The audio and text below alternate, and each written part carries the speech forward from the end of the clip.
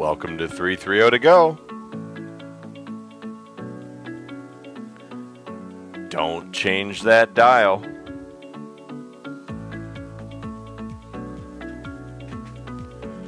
We're going to be live in just under 3 minutes.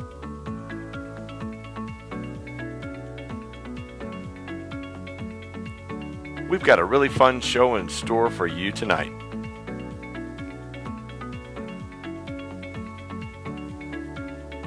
Folks, if you haven't done so, please make sure you enable 330 to go's Morning Minute on your Alexa app Flash Morning Briefings. We provide daily content to give you information on what's going on here and there in the 330, as well as giving you regular daily specials for where to shop and where to get discounts at local restaurants. If you haven't done so, make sure you check out our website, 330togo.com. You'll find all of our podcasts archived and all of our webcasts available on both YouTube and on Facebook. Please make sure you go to our page, 330 to go, hit that like button, and make sure you follow us. We do offer regular specials and regular giveaways. We really love giving stuff away.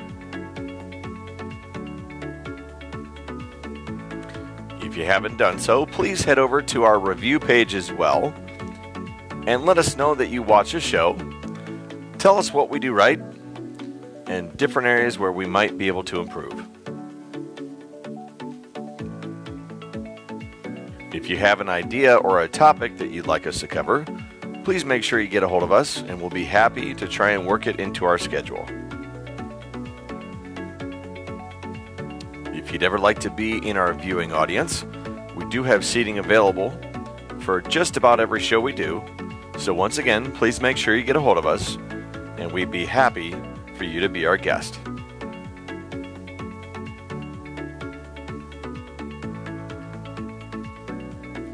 Folks, we're almost there. It's almost time. Make sure that you're adjusted with your volume, grab a drink, and away we go. Take care, folks, and enjoy the show.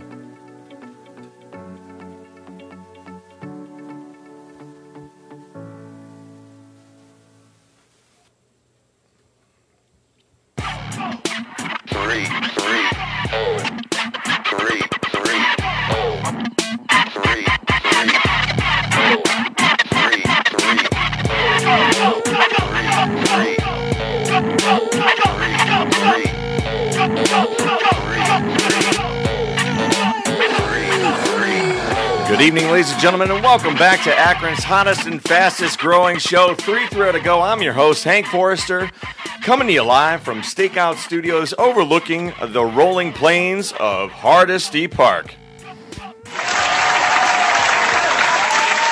In tonight's episode, we discuss all things Ohio football. But before we do that, we're once again joined by...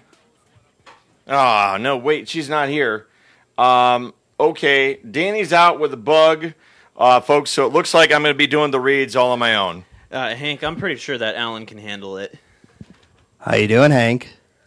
Oh, really? We're doing this? Okay, well, I am... Just living the dream. Just living the dream. Go for it, Alan. Tonight's episode is brought to us one last time by LaBelle's Barber Parlor. LaBelle's is located inside what is known as the East End, which are the Goodyear historical buildings. Their state-of-the-art facility boasts big screen TVs, a coffee bar, compressed air at every station. It's like being in a hunting lodge living room. These guys are making moves and have recently added to their staff and now have more availability. Call 330-472-0497 and tell them Hank sent you. You can find them on Facebook and online as well. And boy, do they make guys look good. In addition, they now carry their own hair care product line and have shirts available for purchase as well. Check out their first State of LaBelle's address. Nathan, you got a beard guy? No, I don't. it's a do-it-yourself? It's a DIY. I mean, I've got good genetics from my dad's side of the family. So Okay, all right. Well, see that, check out yeah. LaBelle's if you're ever interested in a hot facial towel. Okay, so they do towels and they have do treatments. Good-looking ladies that work there. It's all dudes. Oh, there you go. No. It's all dudes. Big bearded, tatted dudes. Oh, so they keep relate them off to the pole fund. they Oh, relate. my goodness. They relate to big bearded, tatted dudes, right? All right. So, folks, just a reminder that Acme has extended our promotional code. There's some other things going on with Acme, but we won't touch on that right now. Enter 330-GO as a promo code at orderacme.com, and you'll get $3.30 off any order greater than $50. Groceries literally at the tip of your fingers, delivered to your front door. In addition, folks, if you haven't done so, please make sure you enable our Alexa Morning Minute. Every morning I wake you up with 1 minute of weather, fun news, things to do, and special savings in and around the 330. Go to 330go.com/Alexa for a full tutorial on how to do that. What a guy. All right. Folks, right now, please share this episode. Looks like Vivino's joining us from Florida. He's a Buckeye fan, big Buckeye fan. I know David's tuned in. Thanks for tuning in, guys. Freund's here from Carolina, so we already got a spread moving around the country right now. OH. Make sure, make sure you share this, smash that like button, and also make sure you review the show afterward. We need more feedback as we continue to expand our platform and continue to grow, which there's a special announcement coming within the next 48 hours from our newest affiliate. Well, I'll leave them up to him. All right, guys, so let's get after it. Feel free to share your comments right now and your questions. Guns and Roses for Vino. We're just a group of fans, right? We're just talking football and just, how'd you do with your fantasy drafts? We're talking high school, we're talking Buckeyes, we're talking Browns. We're going to touch on the local scene as well as the Ohio scene. The only thing we're not going to do is talk about the Bengals. Sorry, Shimmy, we don't care. All right, so before we begin, I'd like to introduce our panelists. We've got Alan and Nathan, so why don't you just give a little brief bio of your fandom and why you're here today? Hello, my name is Alan Sanchez from the Cleveland, Ohio area. My wife and I live in Fairlawn, 3 kids. Been a Cleveland sports fan my whole life. It was kind of a requirement growing up, so I've been in it for a while. So Okay. Browns, Indians, Cavs, Buckeyes, you name it. Got it. All right, Nathan? Yeah, so my name's Nathan Armbruster. I go to the University of Akron, and I'll be graduating this December with my bachelor's in sales management, business management. It has been a long 6 years. Thank you, Scott, for that. Or Hank, excuse me. Yep. Big Hank dog. Yep. The cow dog, Hank. for those of you who know that. I have been a Northeast Ohio sports fan my entire life. My first Brown season that I vividly remember was 2002. I never understood the hate for Tim Couch. I thought he did well with what he had. I liked the Cavs before they were good, and the Indians have always been something that were around even as a kid. I remember seeing pictures of the old Cleveland Stadium on the walls of Giant Eagle in West Akron. For those of you who remember those 90s pictures. Bazinga! Excellent. So obviously we're all fans, right? So and by default, when you are a Northeast Ohio fan, Indians and Browns, Cavs, we usually will pick the Buckeyes to root for. Usually, some people go the wrong direction and they go toward the Michigan area. But besides that, Not too many though. But a lot of folks will also root for a local team. We'll support Akron U, we'll support Toledo, whoever, right? But Cleveland State. But for the most part, we all are kind of like default Buckeye fans, right? All right, so we're gonna start off with Freund is saying real quick off the rip. I'm heading to my draft at 7:30 tonight. I'm in a 10-person league, so feel free to send me a few sleepers, okay? So if anyone's out there with fantasy football advice, Andrew's looking for some sleepers in those later rounds, so make sure you just feel free to text those in and message those right into the show, okay? But right now, we're going to go right now and focus on the high school scene, okay? Now, the high school scene is our weakest area, mostly because none of us have kids that are in high school, and the one that I do have in high school could honestly care less about football. She's like, I think we have a team. She's at Firestone, and she doesn't care, and they're not good either. Well, it's not that they're not good. I don't want to say it that way, right? But they're not. We'll just say they're not highly ranked. I'll say it that way. But their band is one of the best damn bands in the land. They travel all over the country. Okay, and their theater department. Love you, daughter. Band is not a sport, by the way. Love you, daughter. Love you, daughter. Not a sport. Tell them that in 95 degrees. All right, so I wanted to touch. If you guys remember, one of the first shows we ever did here was me and Roddy way back in the day, back in November of last year, where we discussed the original high school football results that had taken place just that month, and it had just ended the week before. And there was a big gripe in regards to private versus public school results. And when we analyzed it over the years, it seemed like there was always a competitive balance that swayed back and forth like a pendulum, okay? Just specifically in the 2017 finishing first and second grouping, all right, of those, 7 divisions, of those 14 teams, the only team that was a private school that won the state championship was Hoban, and of the other 13, they were all public schools. Now, mind you, we had talked off air that Winton Woods is one of those that's a public school with like clauses where they can recruit across the country because they can bring other talent in based on, they'll bring a guy in that's like a star running back, and all he has to do is play the flute or the saxophone, and he could be included in the band, but he's allowed to come recorder. in. Yeah. He can play the recorder. So the point is they find they find loopholes to bring people in, right? So, all right. So point being, we're back in that balance scene, and when I printed out for you guys right now the top 25 power rankings, and that's in the high school rankings, right? And Hoban is now a 3-time state champion, and they are ranked number 1 in all divisions right now. So Wow. I've been very open with you guys. Cool story, bro. I've been very open with you guys about how I'm a Hoban alumni. I graduated in 92. So it was one of those deals where we always had good football teams, but we never won the state championship. And now we have, and not only have we done it, but now it's like repetitive dominance. All these kids, like half of the line is going to like Division I big time schools.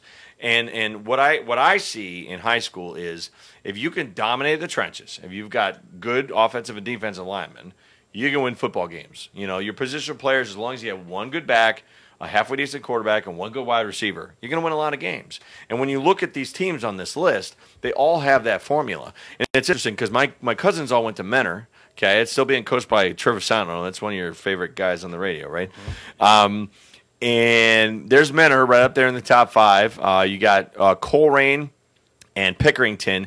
And last year I brought out a map. You guys have seen a map before, right? You guys have seen a map? You know what a map is? I don't think so. A lot of people I'm don't. a millennial, but I know what a map is. Well, I brought it out. Read a map. I brought it out. I know what a rotary phone is. Cassette. Literally 25 8-track. or Yep, 30 there you people go. commented right away, what is that? And I'm like, this is a map. And when I circled, there's this cluster by Lima, Ohio, right?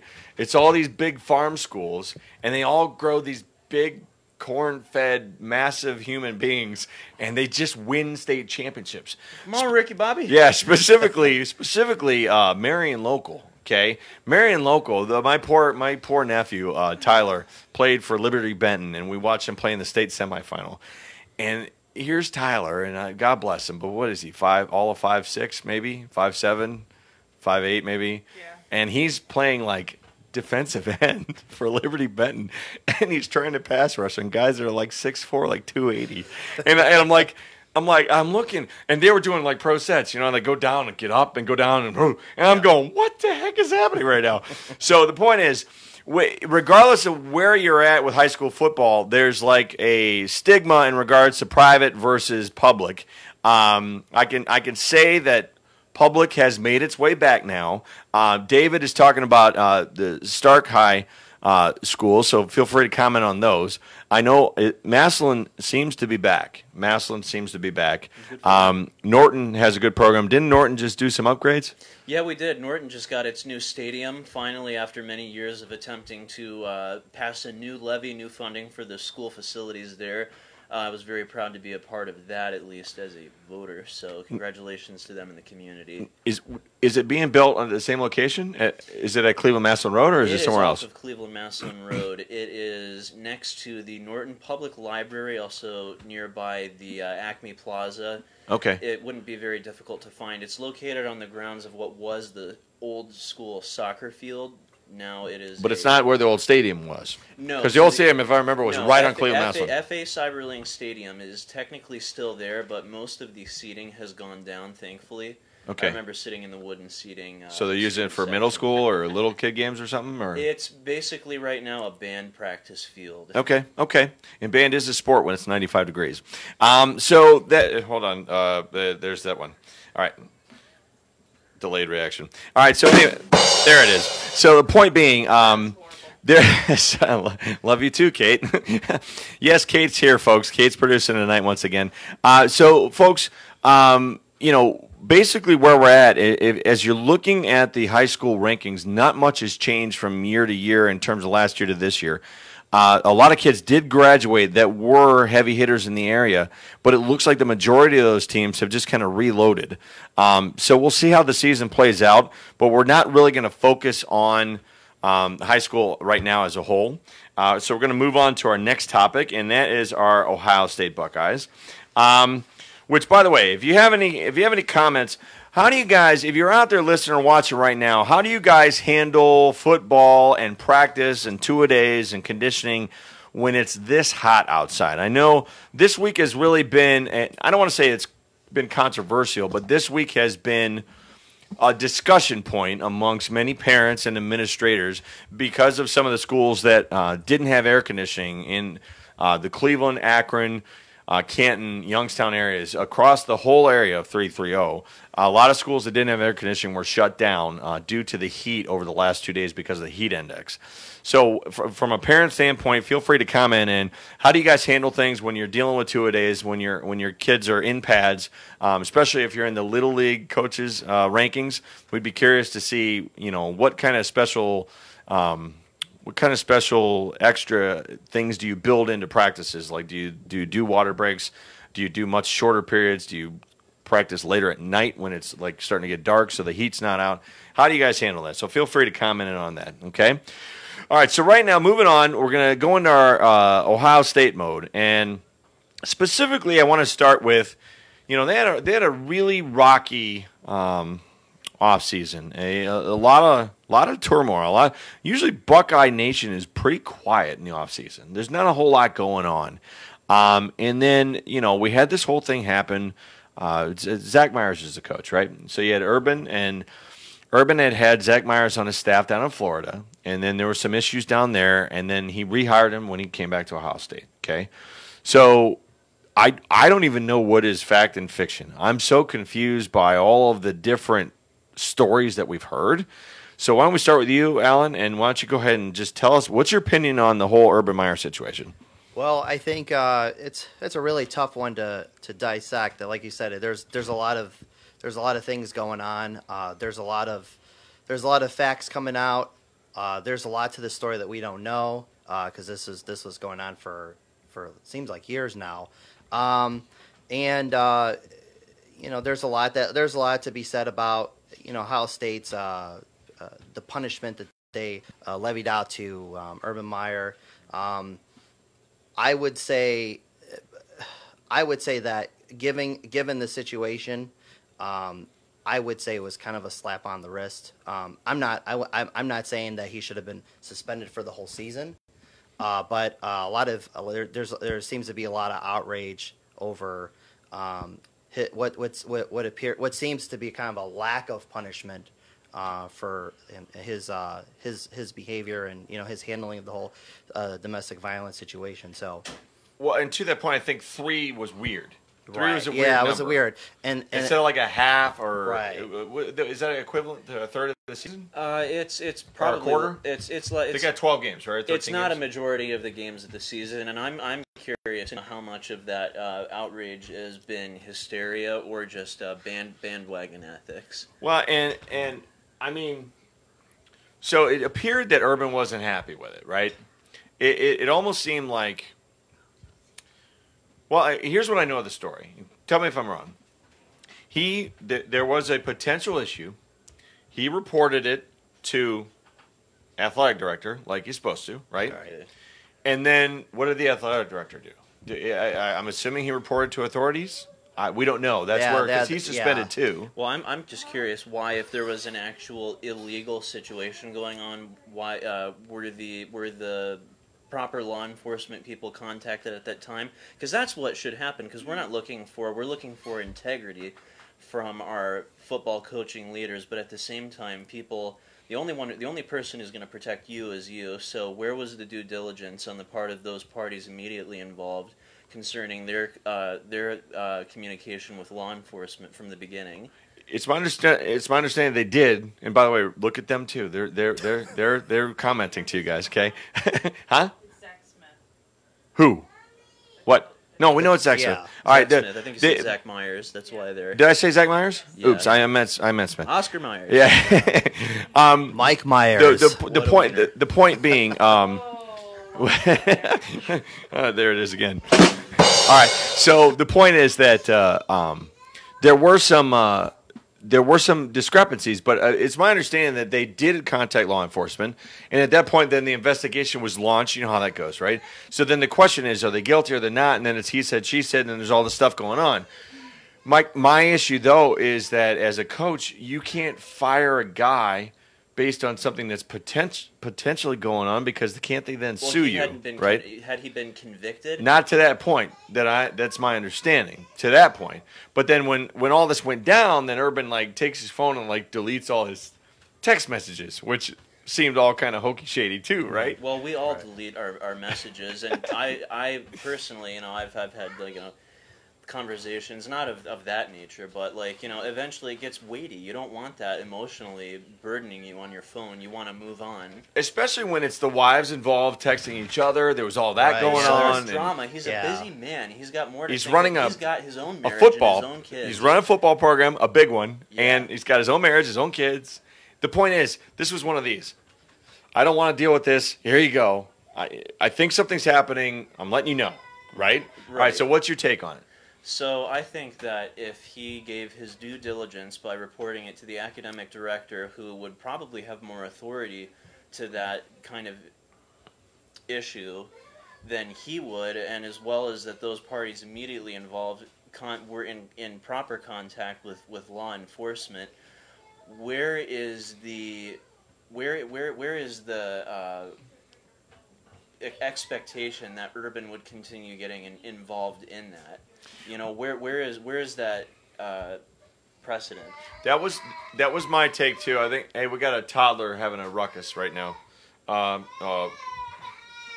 They don't see what happened to Urban either. We got a toddler ruckus. TV timeout for a toddler ruckus. All right, so what is going on? What's going on? Can you handle the ruckus? Kate, handle the ruckus, please. Let me describe the ruckus. All right, so it's not. Why isn't Urban taking care of those crying toddlers? All right, so the point being, that's where I was really confused because, I've coached in the past, but I've never coached a big time college football program, right? And I would think that there's a certain point where you're no longer involved. I did what I was supposed to do. And like you said, he's a busy guy, right? He's running a big-time program. So, I'm not making light of the situation because I don't think Urban made light of the situation either. Well, where is the weight coming from to require him to be involved in that? What are they looking for? What the national media was calling for, all the talking heads, they were just pissed because he lied to them on media day, okay? Because he's like, I wasn't involved in anything, and he just didn't want to make it an issue, right? Right. So they were all calling for his head for that reason. Well, that's not perjury. Yeah. Well, that's the whole point. He's doing what Nick Saban does every 5 minutes, right? The corporate, the ESPN was real upset about the counter protests going after ESPN. Basically going after the corporate media. They threw a fit about that, obviously. Sure. So sure. they. Well, at the end of the day, crocodile tears. The guys there are making a lot of money to coach football, right? So when it comes to all those interpersonal things that are beyond the football arena, I just didn't understand why everyone was making such a big ruckus about how he should have been more involved. And I'm not trying to make light of the situation. Domestic violence is a horrible thing. Well, that's why I said that the most important part is that people don't remain silent. They need to speak up, and those people who witness those sort of things are being brave by standing up for their friends, their family members who are being involved in that. And I applaud that, and I encourage anyone who sees that kind of situation going on, do speak up and see them through that process. Go with them to court, help them obtain a temporary protection order, help them through those difficult emotional times, and that's where the real leadership comes from, is through friends and family. And sure, there's no soapboxishness about that. Sure. So, all right. So, at some point, let's discuss the actual football team. All right. So, oh, sorry. Yeah, I got I know. I told you guys. but that's the whole thing, right? And the entire offseason, that's what it was about. Nobody talked about the football team, all right? Well, I think we got it off our chest. So that's what we should do. Well, no, and that's fine. And so now we got this kid, right? Did you guys you listened to game one? Did you watch game one, Alan? I watched a little bit of game one. Yeah. Did you see the bit that they did on Dwayne Haskins when he came to visit when he was 8 years old? I don't recall. So yeah. they're real good right now about doing these little stories, right? They had video of Dwayne Haskins coming to visit Ohio State, talking to Troy Smith. Yeah. He's hanging out in the Buckeye locker room, and Troy's showing him around. And Troy's like, well, what are you going to do? What are you going to do? Are you going to come to Ohio State? He's like, yeah, I'm coming to Ohio State. And he goes, well, what are you going to do here? He's like, I'm playing quarterback. Yeah. So here's this kid at 8 years old, right? They got video of this. It's fantastic, right? So now you watch the game, and, you know, I'm much older than you over there, Nathan. And I lived through Mr. this. Millennial. The Stan Jackson, Joe Germain days, okay? Joe Germain, to this point, besides Art Schlichter, if you really want to go back, is the most perfect pocket passer that we've had. The majority have all been dual threats, as they call it, right? And what I see in Haskins is that pocket presence. For the first time in a very long time, he is pass first, run second. Right. So what do you guys think of him? He's got great accuracy, too. Going 22 for 30, and he won the Big Ten Offensive Player of the Week in his first career start. Yeah. You know, I mean, can't complain about that. You know, he looked nice and smooth. He was getting the ball in people's hands. You know, he's a true true replacement for JT Barrett. Mm-hmm. You know, so. And gotta love JT, yeah. but JT was great, but just how much he ran the ball, I knew it wouldn't fly in the NFL. Yeah, well, and I loved watching him. He was a great kid to root for, and you felt like he really had control of the situation and that team. But I'm kind of glad we moved on. Yeah. Well, he used his physicality, his height, his speed for a man of that size to move the ball with his feet when necessary, and that was something that was fun to watch. And God bless him. I wish him best of luck. Go ahead and bless him there. But the point is that it's like all of a sudden we're in this entirely new dynamic now that we haven't seen in a number of years with this Buckeye team. And the most amazing thing to me is perennially we have incredible running backs. Like, it doesn't matter what year it is. The one graduates, and here come one or two more, and you're like, where the heck were these guys? I mean, with Dobbins and Weber, I mean, they're ridiculous right now. I mean, they and I know it was just Oregon State. We know that, but they literally ran at will. And do you have a yardage on that? Do you have any yardage on the backs or anything? Not offhand here. Okay. I looked that up though. Okay, and that's fine. We don't need that stat, but they were incredible. They so what's your full take on the team? Yeah, my full take on the team, Dwayne Haskins, he is an archetypal All-American quarterback. At 6'3", last weighing in at 218 pounds. I think he has a lot of potential, and leading a team together to score 77 points or 177, which is practically what it seemed to be, not even a football score, just because it was that high. And didn't we just face, Oregon State not too long ago in the national championship? Is that the same? That's Oregon. That was the other one. Okay, yeah. Well they're all grouped together. They're all grouped together. Same team. Beaver kids out Same west. team, right? So, yeah. All right, and then you got The Bosa boy. The Bosa boy. That is Bosa. a top draft material, and I'm very disappointed that it's highly unlikely that he will be paired with a Myles Garrett in a defensive end. There's no defensive way. back There's no way. scenario. The highly unlikely. No. God forbid. God forbid. He better not be a Brown, because if he's a Brown, that means we're drafting in the top 4 again. Well, Right. yes, I've had enough of first-round draft picks. I mean, I'm the one wearing all the Browns gear, and I'm proud to. And I think we've taken enough in the first rounds, and we're starting to see that come to fruition. And by the way, I'll jump ahead a little bit early. The guy who I'm looking forward to being cut next, Jabril Peppers. What? Oh my goodness! Get him out of here. What? Get him out of here. Out! Okay. All right. Okay. All right. He didn't like Jabril. Is it just because he's a UNM guy, or? No, actually, that was not on my mind, and I think he's having a fun time. All right, you're jumping ahead. Stick with the Buckeyes, okay? So we've got a nice squad, right? And I don't even know. You buy a Buckeyes jersey, and they cycle back in and out unless the number's retired. So here I am. I'm wearing number 13. I don't even see who it is on the roster, but I know he caught a touchdown this weekend. I saw him catch a touchdown. I'm like, yay, I'm relevant again, because this was Maurice Claret's jersey, right? Oh no, yeah. That's But that's the whole point, right? Did you hear he was drafted by the Denver Broncos? He was, yeah. All right, so point being, I don't see number 13 on here though. I don't see it. I'm looking at it. I see the squad, and I know he's a wide receiver. Was it number 23? No, it was 13. It was 13. He's not even on there, man. see Could be a special teams guy catches us. But then we have one of the best place kickers in the history of college football. He hasn't missed a PAT in like 185 attempts. So it's nice having a guy that's been there for 2-3 years. It's like Mr. Automatic, right? So that helps. And then what else we got on that team? It's hard, right? Because every year they reload. We get used to guys, and then they come in, and there's no preseason.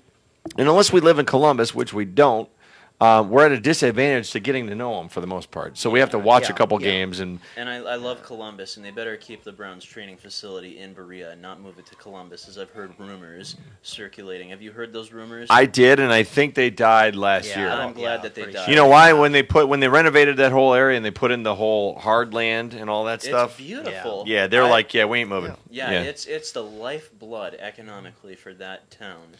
All right, so that concludes our Ohio State discussion for now.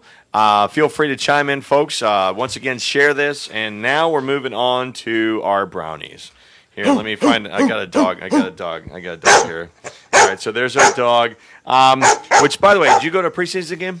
I have not, but I did attend multiple open training camps at the Berea facility. Did you go to a preseason game? Didn't get a chance to go to preseason or training camp. Well, from what I understand, you know how they roll out Dog Pound, the big banner in the Dog Pound? Yeah. From what I understand, they're now putting the and land.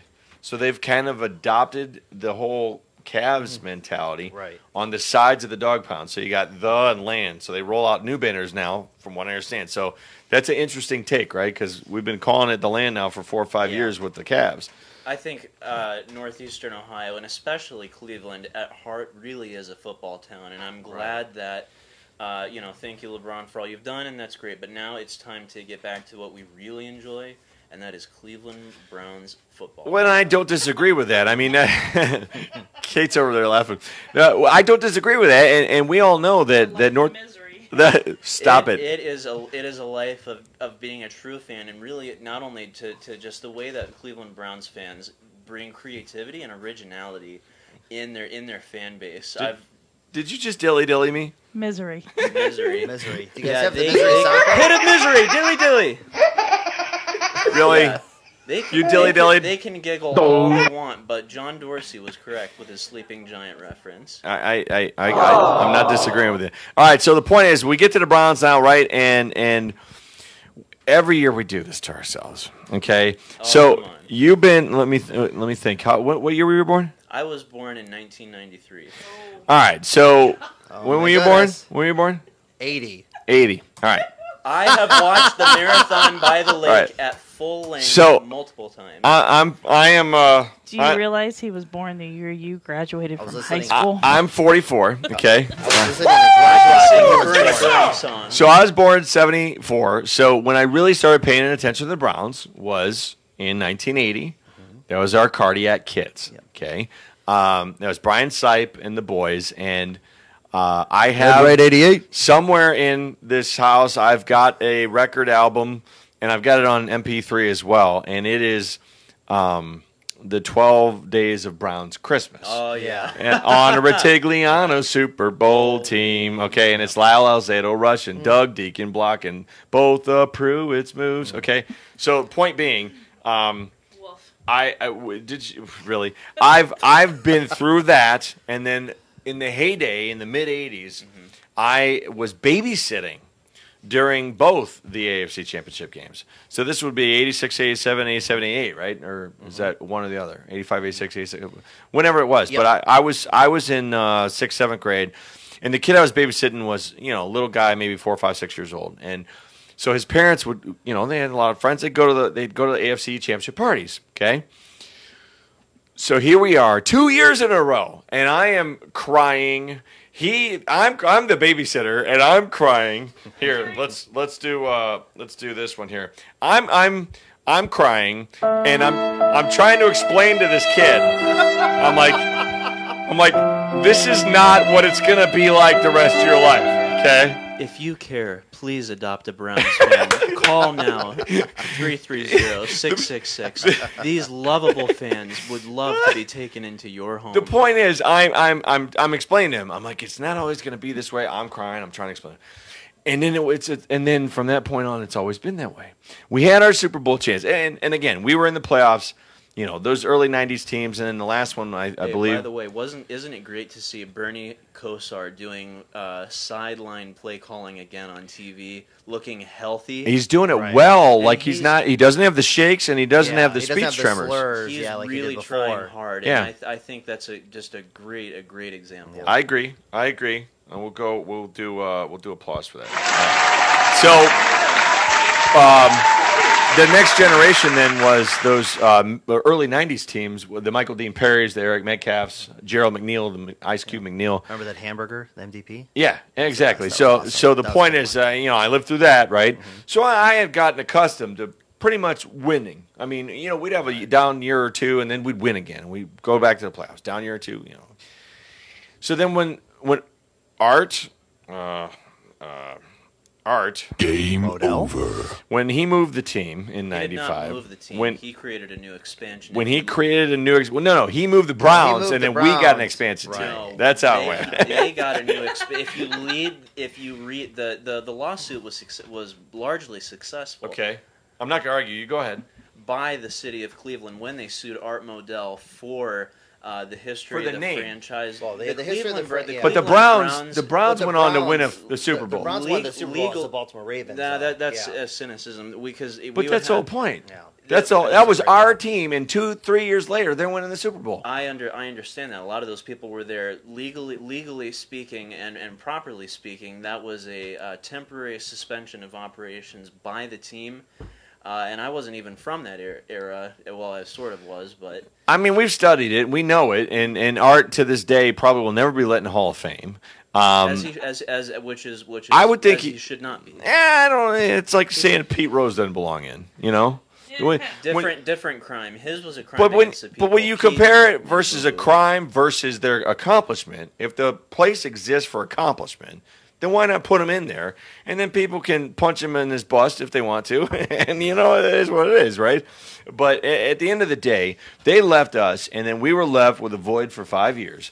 And then when they did come back, we've been left with a void ever since. We had 1 year, it was the Kelly Holcomb Season of Dreams, as a really big show calls it, right? 2002. Yeah, and we had one, and we've not been able to. The Pittsburgh Steelers game, that was great. What's That that? was very hard. The prevent defense, yeah, that was hard to With the running game Andre against. Was that- was that- Those of you who remember that, That guy, was- that was my favorite. Wasn't that Dennis? That was the Dennis Northcutt game, right?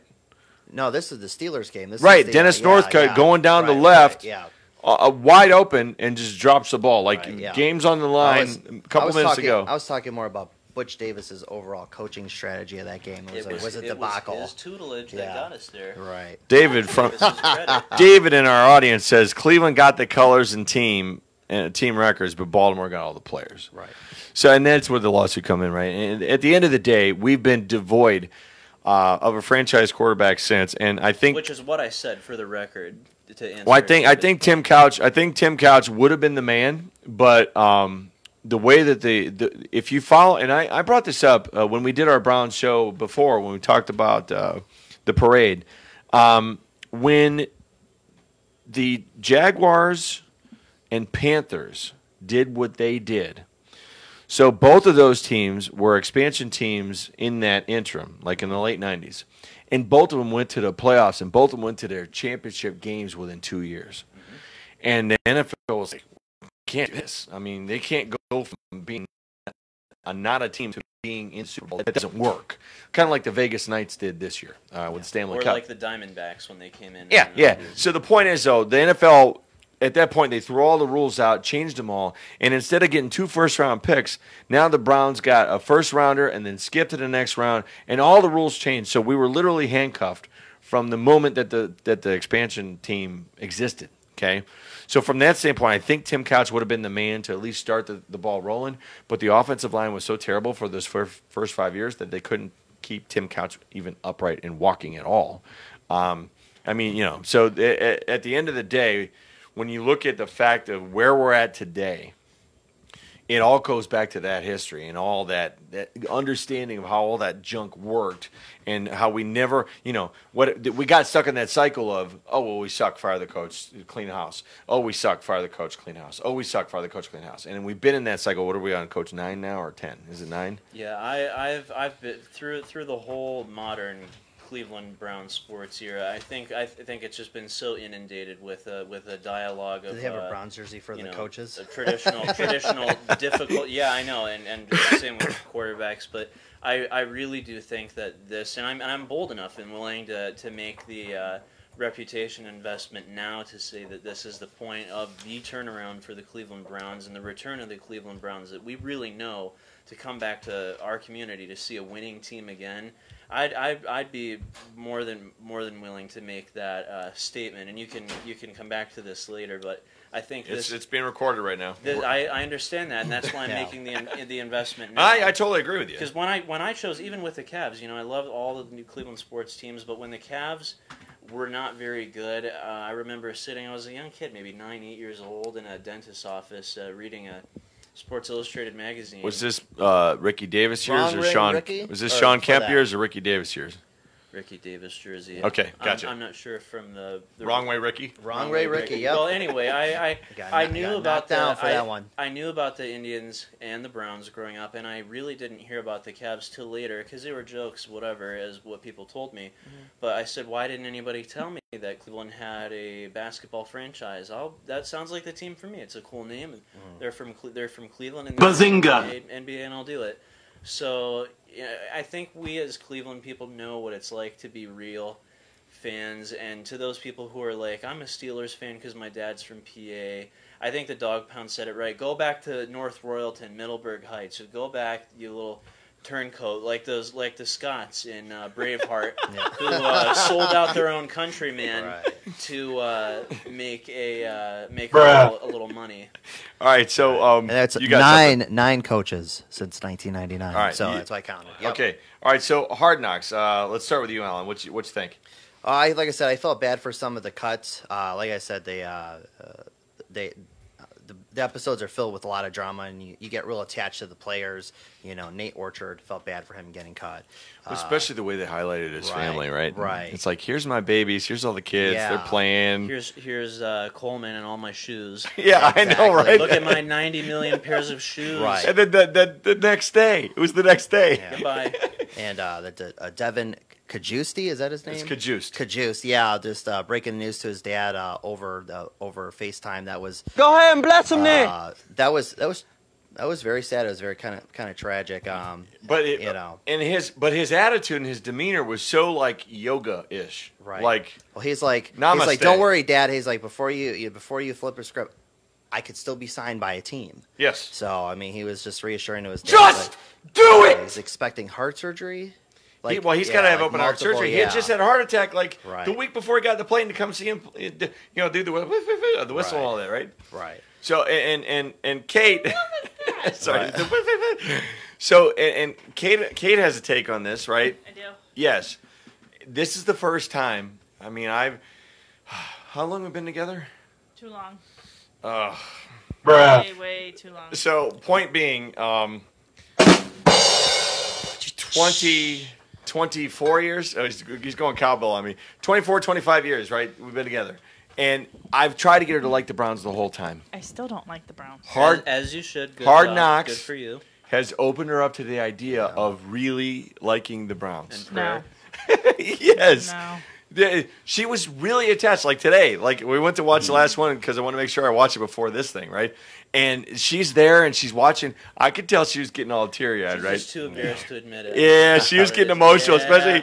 especially with Broby, right? When Broby Yeah, got his cut. girlfriend Oh yeah, with the girls Yeah. crying after he threw a touchdown.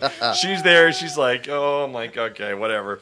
But And good for her. yeah, point. What you think overall at Hard Knocks? Overall on Hard Knocks, I think they did a very professional approach to the Cleveland Browns. I think that it could have been easy to look at it as like the special Hard Knocks, where they looked at the butt of all jokes. I think they did it in a really constructive way. I watched the first episode. What'd you think when they showed the LeBron banner coming down to start? You know what? I think that was fitting. That was fitting. Right. You thought it was fitting? Definitely it was fitting, yeah. appropriate. Okay. Because it's like you're going from one era to the next era. Sure. you Okay. know, Okay. so- And I lost my train of thought. Okay, so this should be happening to you, not me. Episode 1, all the way back at the beginning, professional. I So was really Hard professional Knocks, then. yeah, Hard Knocks. I watched the entirety of the first episode right before I watched the first game of the preseason, which I think was an excellent way to begin live Cleveland Browns play after having seen them on multiple occasions at open training. And boy, was Baker sure fun to watch. Lightning release in fast feet, and within 3 seconds, just a laser beam release. Looked every bit the strong arm that people said he was. It's kind of hard to get a true perception of that when you're not watching in person. But that was fun. And let's Keep going. we could talk about Baker, we could talk about Myles Garrett being a beast, but the real story of Hard Knocks is your buddy Bob Wiley. You know, and we need you, live on air to do the Bob Wiley impression. Do what was. Do what was we want. Doing push-ups, jumping jacks, and sit-ups. You think those guys were worried about stretching? They're right across the beaches of Normandy. It's like, hey, let me grab a rubber band. I got to stretch first. F that. They're running across the beach of Normandy. And the Patriot Facebook page has picked up on that, and I've seen that in my field. They're like, this guy America's hard. Right. Finish him. The best was his belly, right? We know this. KO. The whole thing was Bob's belly was the star of Hard Knocks. That's He'd right. go hut, hut. All right. So that being said, I want to come clean on the air to you. This is specifically to you. To me. To you. This me. is me to you. Okay. So I was a baker, not want a baker. Okay, and you knew this before the draft. I told you. I said this guy is Johnny 2.0. I do not want him. I'm like, give me Sam Darnold and start cashing my checks. Okay, and I was wrong. I will say that live on the air right now. What do I do? Okay, I am officially saying that wait. Hold on, I got another one here. Where'd it go? LMNO. Oh, it's not there. Oh, here we go. And the Oscar goes to... I was wrong. Baker Mayfield's the real deal, but I still don't want to start him. you know what I thought? Yeah, and I thought Antonio Callaway was a risky pick in terms of in terms of just the history that comes with that player. I think he's been great, but I think we've really been impressed. Baker is no Johnny. He works hard. He's not a party boy. But what'd you think of the punishment they give Callaway, keeping him in the game, not making him out, work hard? making him work hard? I thought that was hysterical. Hugh Jackson said it well. Either you can punish by removal from the game, or you can punish him by making him work. And you know what? If he had the fun, now you pay. I thought that was hysterical. That was fantastic. You know what it's like? It's like get on the line. Right. We've all been there in basketball practice or whatever. Hey, get on the line. Right. Get on the line. You just did what? Get on the line. You know what I mean? That's what that was, right? And it was counterintuitive to what we're used to. Right. Usually the media's like, he had weed. Oh my gosh, what do we do? Let's hang him. Instead, no, make him run it out. Right. So that. You're right. That was good. All right. So the final roster. Cool story, bro. What do you think of the cuts? What were your surprising cuts? Are you happy with the final roster? Where are you? We'll start with you, Nathan. Yeah, Durango was the first guy I was looking for being cut from the line. I thought he was definitely the weak link, and we talked about this before the show started, and you said, wow, that would be great to talk about on the show, so I'm just going to cut right to the jugular vein and say, get him out of here. And you know what? Jabril Peppers, looking for a better replacement from him. No problem where he's from, Michigan-wise. His carries have been low. If in the next season he does not pan out to what he was supposed to be when we took him. And a lot of people, by the way, if you remember, when we took Njoku, we thought, well, of course, and Garrett, no-brainer. But Peppers was kind of like well, let's see how we can throw a positive shade on this. Well, but the problem is we don't have a frame of reference for him in season 1 because he played 20 yards off the line the whole time. And I think a lot of that was because of the learning curve and the rest of the guys who were around him were not a good quality player. Right. And go ahead. Oh, no, I was just going to agree with you on that. So I think we need another season to really see what he's about. Yeah, so, which is this season. So I'm not being unfair to him, but I am saying my laser beam is sighted on him. Right. All right, so let's say he finishes with 40 tackles and 5 interceptions. Is that good enough? Like I said, I think the best way to go is because you could get into the hypotheticals. I really want to see where he goes because if he has the breakout year, then I would be thankfully be proven wrong, but I'm just looking for a great Browns team. How do we get a great Browns team? Right. Okay. You guys, what other cuts? I was disappointed with Nassib, I'll be honest with you. I mean, and it's not the whole Hard Knocks thing with him being the best financial advisor on the planet, right? 10% interest. It was 10% interest. Jimmy Carter. For me, it was I just thought he was a decent player. I thought he was a good player. You could see when you look at him and Nate Orchard, you could see the difference in Nate in terms of the body type and the body build. Like if Nate's considered to be a defensive end, he's not. He's always been like a linebacker to me. I don't know why they kept forcing him into defensive end.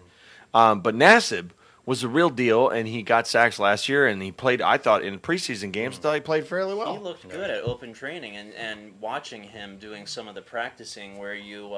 Lunge forward, take the tackling pad. I'm not sure what the technical term is. You can correct me if you know it. But you spin around and you slam it down, and he looked pretty good. Yeah. And he got picked up immediately. Didn't clear waivers. Immediately got picked up. Yeah. As he should be. And then I believe Orchard's meeting. He met with the Bills today. He met with someone else yesterday. So he's meeting with teams. I don't know if he's been picked up yet, but Nassib was like immediately claimed. Right. So and that wasn't a surprise. So what else you got cut-wise? Oh, no, I just say there wasn't too many surprises for me. I think a lot of stuff that I was sort of expecting in the cuts that were made were health issues.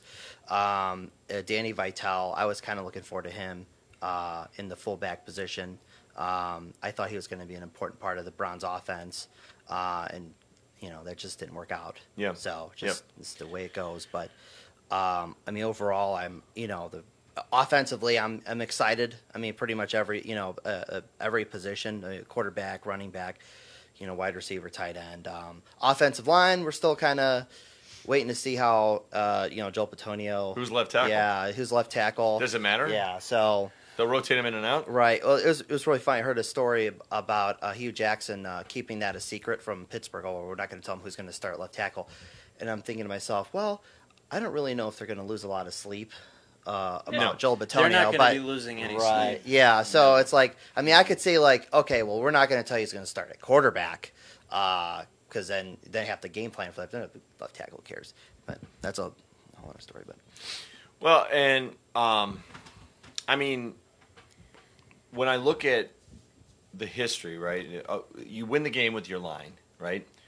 This is the first time that I remember where we have the guy. Like, I've been doing this a long time. And besides Michael Dean Perry, we've never had the guy. Having Garrett, he's the guy. Like, when the Steelers, when people go and ask the Steelers, well, how are you guys game planning? He's like, You don't have to ask me nothing. I'm worried about number 95 right now. I got to figure out how to stop 95. I mean, when that's being said, we've never seen that, not in recent memory. I'd like to see him fell Big Ben. No, well, and the thing is, and Ben's hard to bring down, but Garrett look, and I loved, there was a scene at the end of this last episode where Garrett was like teaching and training Nate Orchard. Did you guys see that? And it's like, you need to do this, this, and this. So not only is he this ginormous specimen of a man with no body fat, like a Greek Adonis that's been sent down to us, he also is cerebral to the point where he's like coaching his fellow teammates on technique. Right. So I'm thinking, he's like, no, you do this, this, and this, and then you go to hands. You do this, this, and this, and then you do the spin, and then you go to hands. And I'm going, and then you start low, and you go high, and you go low. But if they're here, you got to go here, here, and here. And I'm going, wow, we have the man. Like, that's exciting, you know? He's a key pillar for the team. And that's the thing. He's had injury issues, and let's hope, let's hope that he doesn't have those high ankle sprains that he's had. But if he could stay healthy, every single play he's going to be able to get after the quarterback. And that's also going to be an important point for Tyrod Taylor, not to distract from the defensive talk, but looking for good health from a player. I definitely think with his previous history of injuries, we need to make sure Tyrod Taylor stays healthy. Are you team Tyrod or Tyrod?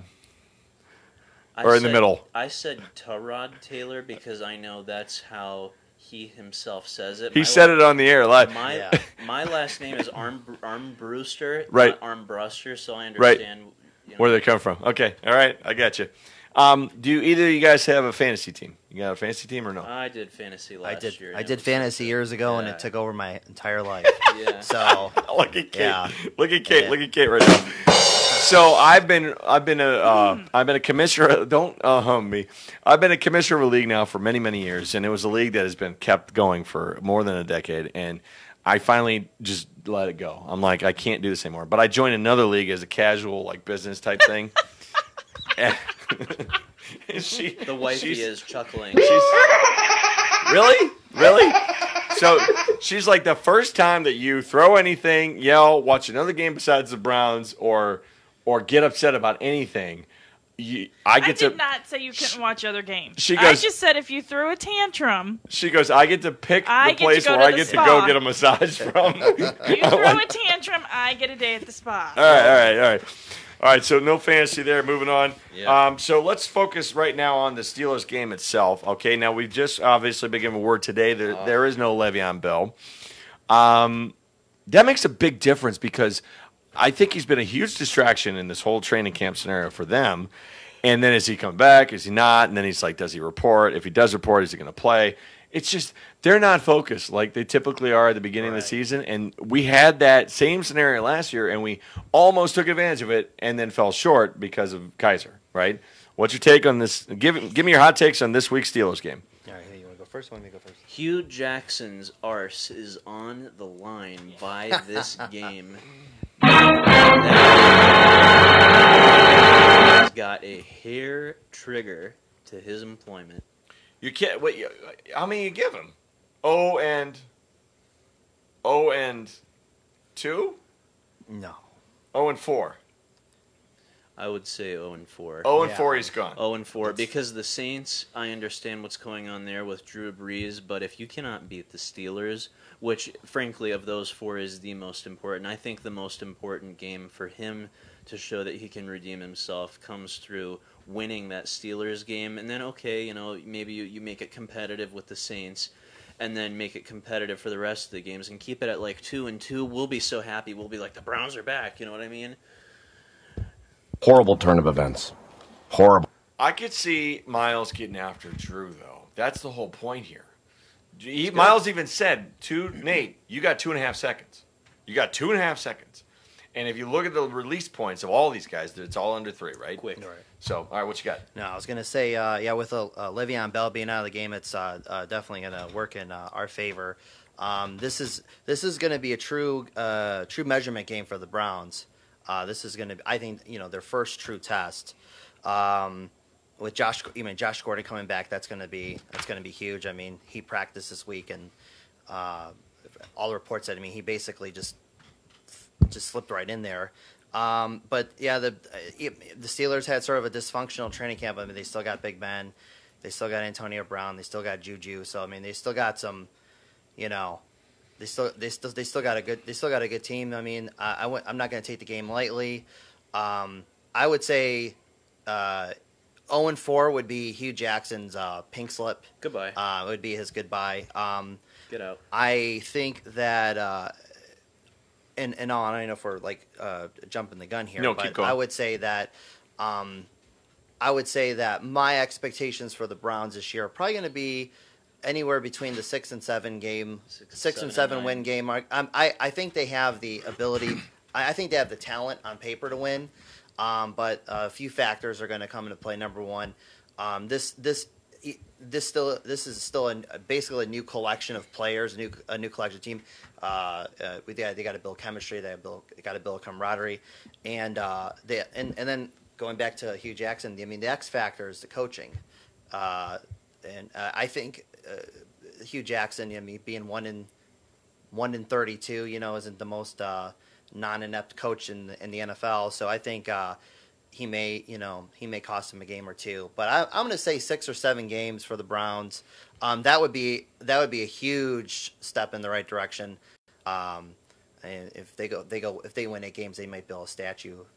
Yeah, of Hugh Jackson out there. Make the So. playoffs, right? right. And I, Bazinga. and I, I've been preaching. Well, I did over under 5 with my brother-in-law. So my brother-in-law is a Pittsburgh Steelers fan, and then the whole rest of her family is all in Bengals country. They're all in Cincinnati and Dayton, right? All right. So that's what is it? they're the Bungles. They're the Bungles. Paul Brown's father, illegitimate child. Exactly. And they're the yes. Bazinga. They're the Bungles, and I mean, I would much rather be us and suck than be stuck in never-ending mediocrity, and that's what they are. They're like good enough to almost make the playoffs or just make the playoffs and then lose in the first round. They're never good, and they're the Atlanta Hawks of the NFL. Cincinnati, come home to Cleveland, come home. The door is still open. All right, so my point being, I bet him 5. So it was over under 5. I took over. He took under, and 5's a push. All right. So he was comfortable with that. I think it was just about $20 or something. But point being, never bet on the Browns, but this year I felt confident to do so. Okay. So my take on the Steelers game is obviously get to the quarterback. Ben doesn't like it when people touch him. He gets annoyed. It bothers him. I think that they're going to be rusty. I think that their running game is going to suffer. I think that our defense is going to tee off because they know that they're going to have to pass, right? So if there's any way that we can shut down Juju and limit Brown. You want to limit Brown to 100 yards and 1 touchdown. You limit him to, and that's limiting, right? You limit him to 100 yards and 1 touchdown, we win that football game. And if we start, okay. So down in my fridge, I've got 2 beers left from a case I bought at the beginning of last Brown season, yeah. Right? And it was, I'm not drinking these until we win a game. It was kind of like the Victory Fridge idea because it's two Bud Lights with little Browns emblems on them. The wife is just shaking her head. Shaking her head. And I don't know all the family dynamics to this, but I'm just going to. But at this point, they've been sitting there now for I don't even know. I mean, Bud Light's bad enough as it is, and now it's basically German tap water. It's like skunk. Now it's skunky tap water, right? But the moment those Victory Fridges open up north, I'm opening those 2 bad boys and going stone cold on my front porch. None of it's going to go in my mouth. So, Hank, what are you doing on that porch? Absolutely. Absolutely for that. Point being, I honestly feel it's happening on Sunday. I think we're going to win too, and that's as a sober observer. I do. I feel we're happening. I think it's happening on Sunday. Yeah, and well, I don't want to speak bad about Cincinnati because I've been down there, but I know the Bengals fan back there shaking her head. But I think she's not a Bengals fan. No, she don't like the Bengals. She didn't like. She kind of likes the Browns. Kind of likes the Browns. She doesn't. No, she grew up in Bengals country, but back then she could care less. So I've infected her, and she kind of likes the Browns. I'm watching her eyes to see how much truth is in that. Well, no. So what'll happen is I'm watching the vein. What'll happen is she'll watch the game with me, and she'll expect bad things to happen. So that when they do happen, she'll go, see, well, there it is. Because the whole time I've known you, all they've been is losers. So I go into it with hope for the best, expect the worst. Ladies and gentlemen, put your hands together for your Cleveland Browns. Point is that, so she'll watch the game with me, and I applaud her for doing that. But, yeah, I am confident that we're winning this game. I'm going to go with, I'll go 31 to 27. 31-27 is what I'm going with. Too high. I'll say 4 touchdowns and a field goal.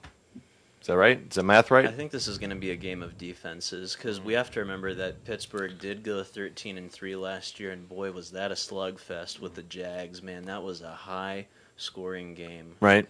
What's up, Witter? Witter's just tuning in now. You missed a whole bunch of fun stuff. What do you got? I got Welcome. I got 24 Browns, 14 Steelers. 24-14. Yeah. What do you got? Final prediction. Yeah, I'm going to have to throw in some unexpected things happening. Maybe a safety, so I would say... like 19? 19, yeah, we'll say 19-14, something like that. 19-14. Wow, Yeah. With a random game. safety on Big Ben. Okay. All right, so we're all picking a win. Let's hope that's the case. Wouldn't it be great if the Hard Knocks love story continues? What I love is the fact that the casual fan that doesn't have a team, that doesn't care about the NFL and doesn't care about the Browns, all of a sudden they all love the Browns. Like the whole country right now is rooting for the Browns to succeed if they're not affiliated with an NFL team right now. They're like, those guys are really nice. Oh, look at the Kajus guy with the long hair and they cut him. Oh, I think, yeah, it helped them learn about what the Northeastern Ohio football fan community is like, what that fan base is like, just how much history goes into that. Iron workers, steel workers, people, the hard hat. The blue collar, right? Hard working town, hard working team. We bring our, as Rizzo says, we bring our lunch pail to work every day. We bring our lunch pail to work. Rocking to Michael Stanley. Yeah, that's hard working right, town, hard working team. That's right. All right, so Witter's saying 23-20 Browns. David's saying 17-14 Browns. David's saying my score's too high. I'm sticking by my score, 31-27. I think that both my guys, yes, I drafted both Juice and Flash. I've got Landry and Gordon on my fantasy team, so I'm excited about that. All right, so the last topic I had, I don't know. Do we even want to talk about the Nike thing or just skip Nike it? Thing. Yeah, the whole NFL PR thing right now, dude. Just want to skip that. Why soil the show? We're on a good trail. Let's not jump to that one. All right, so let's do that. All right, so moving on. The last take is where are we on playoff aspirations? Is that insane? If we start this, okay. Remember back in the day, not too long ago, with some cat named Brian Hoyer. What were we, 7-4, or was it 6-4 or 6-3? Remember we started out 6-3 or 7-4, right? Mm-hmm. And then we lost the rest of the season. We lost the rest of the season, yeah. Okay. So yeah. So they got to 7 wins. I think it was 6 or 7, and then we lost the rest of the season. Got 7 I mean, Derek Anderson was the closest thing we had to and we did get screwed by that, by the way, on that double tiebreaker. That's ridiculous. Right. The only year. I so think we won 10 games. 10-6. That's what the Is there a snowball? Is there a snowball's chance in hell that this team makes the playoffs? No. Yes. No, what? No. You're saying no chance? No. Not this year. Not this year. I'm gonna say in 2 years. Maybe. Yeah. Maybe. I say definitely in 2 years. But did you watch how they went against the Buffalo Bills, making it competitive, and against the Philly, the Phillies, which they beat 5-0, making 5-0, which they made competitive as well. There was 2 home runs and a sacrifice I think bunt. Manny Ramirez was really good as a linebacker in that one. No, I think it's too soon because I think there's just too many puzzle pieces that have not quite been put together. What'd that butt say? The puzzle isn't complete enough for them to get that far yet. And I think it is. Which pieces are missing? Yeah, don't ask me because I don't know. So she's got all the clout to talk, but she doesn't have this. We'll sell you the problem, but we won't give you the cure. Just the symptom suppressing. Exactly. No, I don't think. I think we've gone into every season, and you go in high hopes. Eternal optimist. Yes, and I think keep going. Killing me here. I think that the Hard Knocks thing has gotten a lot of people's pumped up, hearts pumping. That's what's supposed to happen, and feel good feelings going. And you're going to hit that who first was on Hard game, Knocks and last you're year? just going to be. What was the question? Who was on Hard Knocks last year? Was Buccaneers. I thought it was the Bills. I think it was the Buccaneers. Was the Bills 2 years ago? When was the Saints? Was it a few years ago? I thought the Bills were a year or two ago. Anyway, what did the Bills do last year? Playoffs. And who was their quarterback? Tyrod. Tyrod. Tyrod, that's right. Tyrod. Cool story, bro. All right, so Bazinga. got to beat Pittsburgh and the Ravens twice. All right, so here we go. That's our last question, really. Our benchmarks. We talked about Hugh. What? Witter's like Skip. Yeah, I Witter's like want to Skip. bring up something here before we go. Just All right. Okay. So, right, in the spirit of normal talk shows, what's your closing remarks? Closing remarks.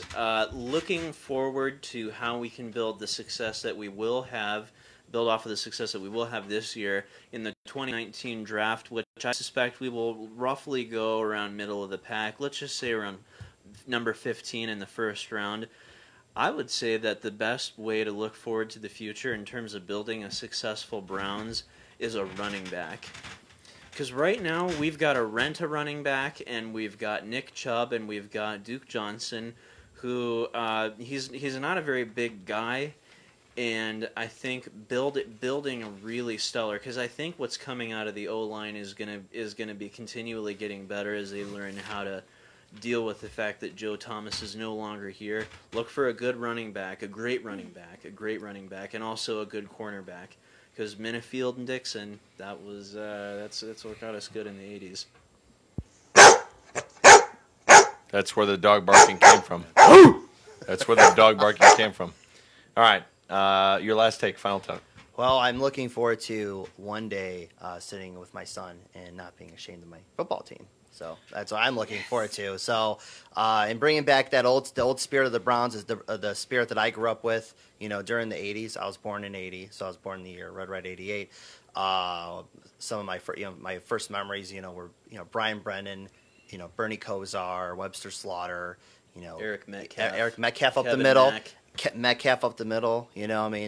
And those are some of the best years. Best years of my life sport wise that I can remember. I was young, and getting the Browns back in 1999. It's been a debacle since then. And my son keeps asking me, he says, "Daddy, why are you such a Browns fan? The Browns stink." He's like, "I'm an Eagles fan." I go, "You're not." They were. That's the Generation Z. You're just not. So yes, I'm looking forward to sitting down with my son and getting some winning football, building those memories we built with our other two sports franchises, and just like you said before, Northeast Ohio is a football town. We're a football town. to the very core. Yep. And once we start seeing some success in NFL, it's going to really light up the town. Yeah, because the Buckeyes have helped whet our appetite and keep us kind of sated in the meantime.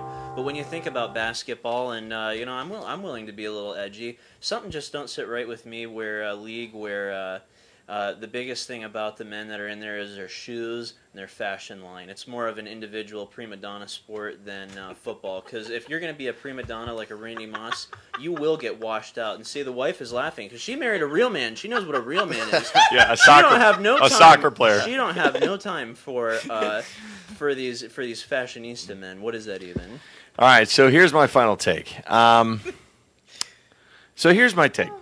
I grew up going to Old Muni, where you sat behind the pole and you got money off to sit behind a obstruction in your view. So I've been around a lot longer when it comes to Browns football than you guys. And what I see right now is I see something I haven't seen in a very, very, very long time. Yes. I see a coach that is fighting for his life. I see a group of assassins that have been assembled that are hungry and angry. The Browns have been the butt of jokes now for more than a decade and a half. And when that happens and you bring guys like Landry into your locker room who are like, we have guys right now that are at the top of their game and they are prime time, right? Landry, one of the best receivers in football. Garrett is going to be one of the best pass rushers in football. You got Carlos Hyde, who is no schmuck. You got Taylor, who is no schmuck. And then you got this kid named Chubb. My favorite part of the entire Hard Knocks series was the first 6 minutes of episode 1. They showed Baker getting off of the airplane, and they watched crowds gathering around him and following him and asking him for autographs. Okay? And then they panned away to another cutscene, and it was Chubb. And Chubb had gotten off the airplane, and he kind of had a hoodie on with earphones on. And a guy went up to him and goes, "You play football?" He goes, I sure do, sir." He goes, "Who you play? You play for the Browns?" "Yes, I do, sir. I play for the Cleveland Browns." Nobody knew who Chubb was. Okay? You mark my words. That cat is going to put up numbers for Rookie of the Year. I'm telling you right now. Hyde's going to do fantastic. Duke Johnson's carries are going to go way down, but they're going to use him as a shifty little slant back on third down. They're going to put him in the X and Y slots all the time. Okay? Chubb is on a mission. Okay? So when you combine all of that goop, I'm predicting, I'm going way out on a limb here, that for the first time in as far as I can remember, in fact, I don't know if it's ever happened, where the Cavs, the Browns, and the Indians are all going to be in the playoffs at the same time. I think the Browns are going to win 9, maybe 10 games and squeak in on a wild card. I think the Indians, if Bauer's healthy and can come back, I think they're going back to the World Series, beating the Astros. And I think that the Cavs are going to fit into an 8 slot. You got Sexton and Love, and again, they're in the same situation. You got a bunch of young guys that are 2, 3, and 4-year players that are all pissed. Oh, LeBron left. You guys are going to suck. He's left Barrelin Wasteland, okay? The other Cavaliers. Well, the other Cavaliers are not happy right now. JR's down at the liquor store. Besides him, they're ready to play. So my prediction, here's my bold prediction, that the Browns, this before the season starts, so I got this on tape. So we're going to hear it from the Browns go 9-7 and get a wild card spot. The Indians I don't know if they win, but they make the World Series once again, and the Cavs go to the playoffs as an 8 or 7 seed. I sure hope you're right. That's what I got, but the point is, from October to June, it's going to be a nonstop party. Yeah, and we've got football season back here in northeastern Ohio. Yes, and we're loving it, right?